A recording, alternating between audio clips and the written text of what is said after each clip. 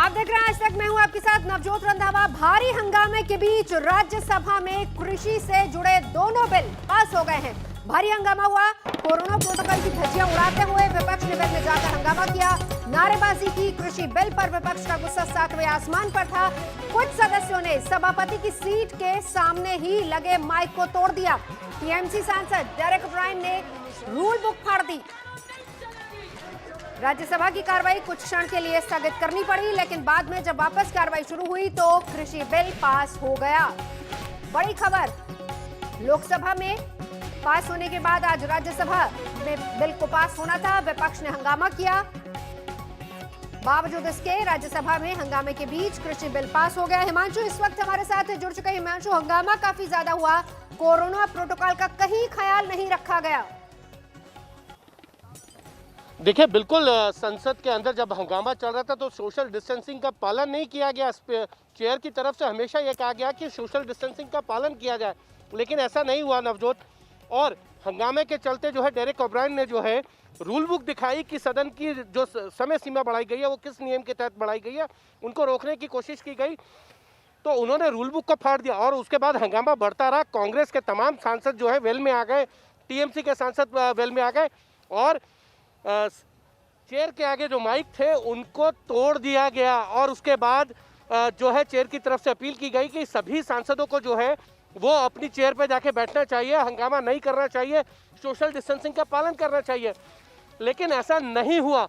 और अंत में जो है वॉइस वोट के साथ जो है इस बिल को पास करा दिया गया, क्योंकि टीआरएस की तरफ से कह दिया गया था कि वो इस बिल के विरोध में है और सभी विपक्ष, पूरा विपक्ष ये चाहता था कि इस बिल को जो है वो सेलेक्ट कमेटी को भेज दिया जाए, लेकिन सरकार नहीं मानी। सरकार को मालूम था, उनके पास नंबर है, और इसीलिए इस बिल को आज राज्यसभा में पास करा दिया गया। सबसे बड़ी बात यह है कि जब सदन में हंगामा हुआ और हाउस को अडजर्न किया गया तो एक बड़े मंत्री ने बीजेपी लीडरशिप से जाके बात की, और जहां तक मेरी जानकारी है गृह मंत्री अमित शाह से बात की और ये बात की कि क्या आगे की रणनीति होनी चाहिए। तो ये हुआ कि आज ही ये बिल को पास किया जाएगा और वो बिल आज पास करा दिया गया। लेकिन जिस बिल को लेकर मोदी सरकार के अंदर अकाली दल की नेता मंत्री रही हरसिमरत कौर बादल ने इस्तीफा दिया था। और सबसे बड़ी बात यह है कि अकाली दल इसका विरोध कर रहा था। लोकसभा में यह बिल बहुत, ये कह सकते हैं कि बहुत आसानी से पास करा दिया गया, लेकिन राज्यसभा में जिस तरीके का कह दिया गया हो, हिमांशु, उस पर भले ये कह दिया गया हो क्योंकि उन्होंने सियासी कारणों की वजह से इस्तीफा दिया, एक बात। दूसरी बात ये कि शिवसेना का स्टैंड लोकसभा में भले ही साथ रहा, यहाँ पर भी तल्खियां दिखती रही, कहा कि विशेष सत्र बुलाया जाना चाहिए, लेकिन उसके बाद टीआरएस, उसका भी विरोध लग रहा था। इस बीच हंगामा क्या हुआ राज्यसभा में वो भी देखा। इसके बाद क्या, क्योंकि नाराजगी अभी भी है, किसान अभी भी सड़कों पर है, और इसी बिल को लेकर पक्ष हो या विपक्ष, हर कोई किसान का हिमायती बनने की कोशिश कर रहा है। बिल्कुल बिल्कुल बिल्कुल नवजोत, सरकार जो है ये समझाने की कोशिश कर रही है कि ये बिल जो है वो किसानों के पक्ष में है, लेकिन दूसरी तरफ विपक्ष ये बात कह रहा है कि ये बिल जो है किसानों के पक्ष में नहीं है, किसानों के लिए नुकसानदेह होगा।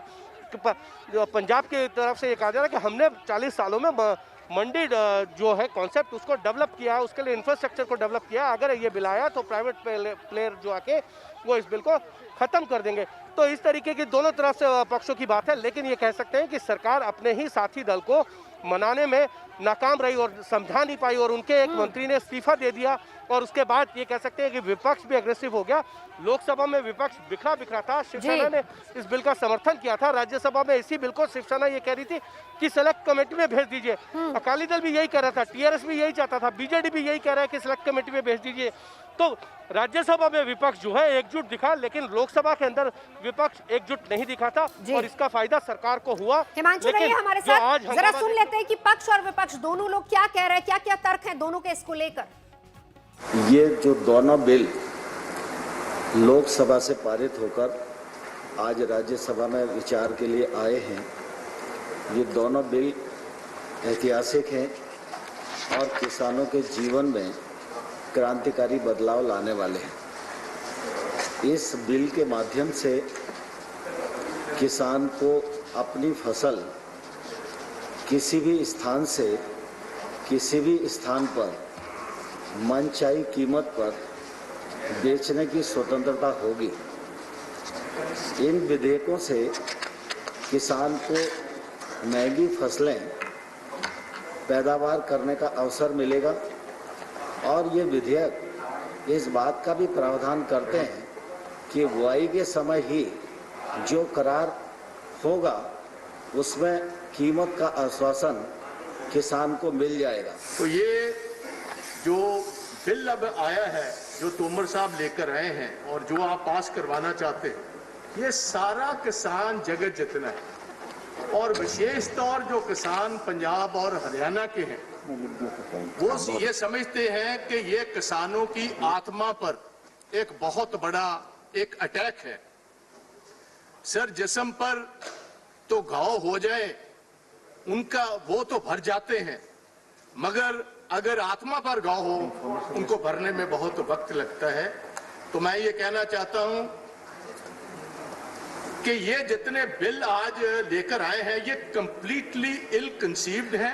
आज का दिन अपने देश के किसानों को न्याय देने वाला दिन है।